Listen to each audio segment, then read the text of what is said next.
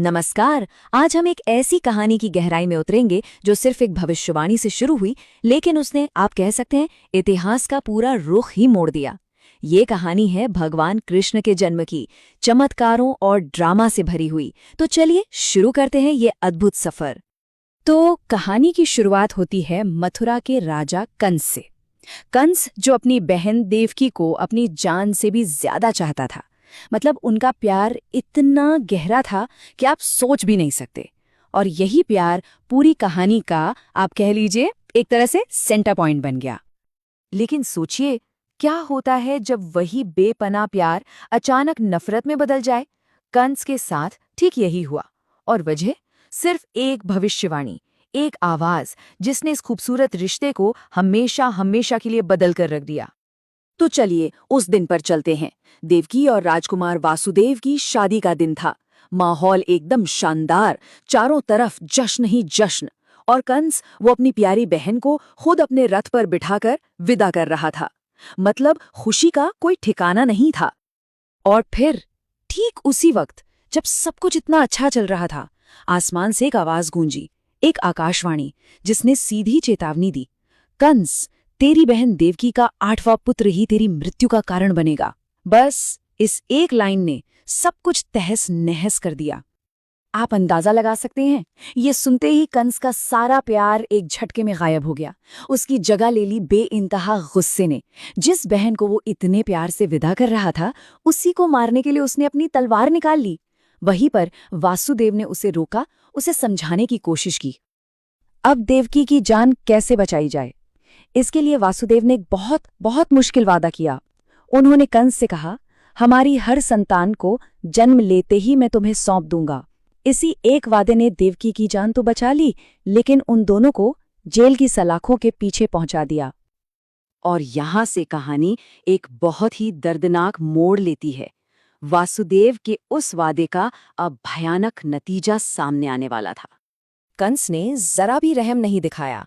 जैसे ही देवकी ने अपने पहले बच्चे को जन्म दिया, कंस ने उसे मार डाला।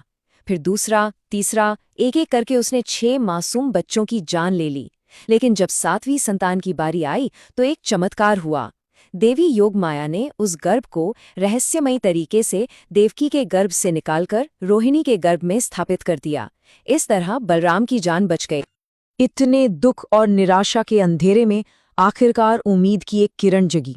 देवकी 8वीं बार गर्भवती हुई, और इस बार सब कुछ बिल्कुल अलग था। जेल की उसी अंधेरी कोठरी में एक रात भगवान विष्णु खुद प्रकट हुए। सोचिए वो पल। उन्होंने देवकी और वासुदेव को दर्शन दिए और कहा, मैं तुम्हारे 8वें पुत्र के रूप में जन्म लूंगा। मेरे जन्म के तुरंत बाद मुझे गोकुल ले जाना। उन्होंने पूरी योजना समझाई, जिससे दोनों को हिम्मत और सुकून मिला। और फिर वो दिव्य मुहूर्त आ ही गया। आधी रात का समय, भाद्रपद महीने की कृष्ण पक्ष की अष्टमी तिथि और रोहिणी नक्षत्र का शुभ संयोग। इसी अद्भुत मुहूर्त में कृष्ण का जन्म हुआ। और उनके जन्म लेते ही एक के बाद एक चमत्कार होने लगे। देवकी की बेड़ियां टूट गई, वासुदेव की जंजीरें खुल गईं, जेल के सारे दरवाजे अपने आप खुल गए और सारे पहरेदार गहरी नींद में सो गए। ये साफ इशारा था कि ये कोई साधारण जन्म नहीं है। अब शुरू होती है वासुदेव की वो मुश्किल और खतरनाक यात्रा, वो मिशन जिसमें उन्हें नन्हे कृष्ण को हर हाल में सुरक्षित जगह पहुंचाना था। वासुदेव ने कृष्ण को एक टोकरी में लिटाया, उसे अपने सिर पर रखा और जेल से बाहर निकल पड़े। लेकिन बाहर भयंकर तूफान और बारिश हो रही थी।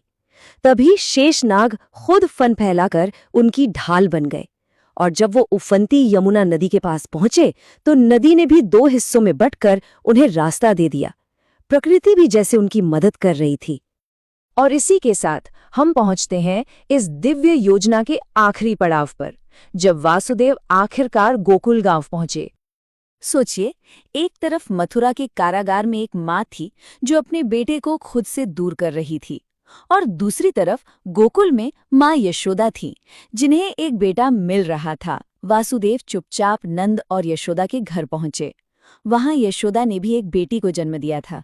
बहुत भारी मन से वासुदेव ने कृष्ण को यशोदा के पास लिटाया और उस बच्ची को उठाकर वापस चल पड़े। और जैसे ही वासुदेव उस बच्ची के साथ वापस जेल पहुंचे, सब कुछ पहले जैसा हो गया। दरवाजे फिर से बंद हो गए, बेड़ियां जंजीरें वापस बंध गईं और पहरेदार भी जाग गए। ऐसा लगा मानो कुछ हुआ ही नहीं था। बच्ची के रोने की आवाज सुनकर पहरेदारों ने फौरन कंस को खबर दी।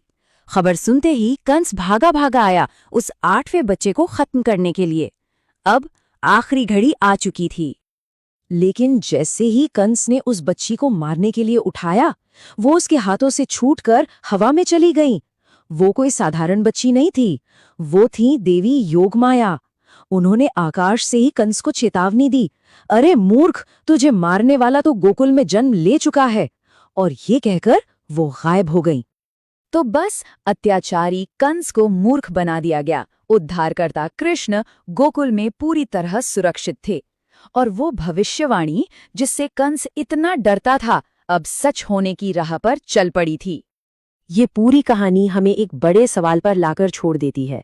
क्या एक अकेली भविष्यवाणी में इतनी ताकत हो सकती है कि वो क्रूरता, चमत्कार और आखिर में मोक्ष की इतनी बड़ी श्रृंखला को जन्म दे दे? ये सोचने वाली बात है ना?